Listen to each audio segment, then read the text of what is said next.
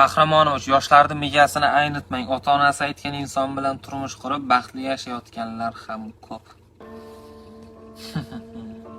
Keling.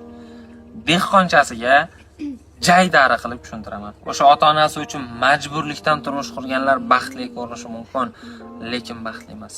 Qorong'u tushishi bilan ularning qalbida bitta bo'shliq paydo bo'ladi va o'sha bo'shliqni hech qanday ko'z yoshlari va hech bir inson to'ldira olmaydi. Yana qaytaraman, ota-onangizga men bu inson bilan turmush qurmayman deb aytishga haqlisiz va bu narsa ota-onani norozi qilish deyilmaydi.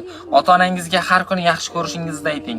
Yaxshi joylarga olib boring. Qurbingiz yetsa, hajga, umraga jo'nating. Lekin ota-onam xafa bo'lib qoladi deya majburlikdan kim bilandir turmush qurmang.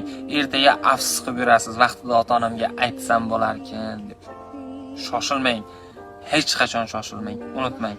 Qay bir oilada sevgisiz nikoh bo'lsa, aynan o'sha oilada nikohsiz sevgi ham bo'lishi mumkin. Bor yo'q shu.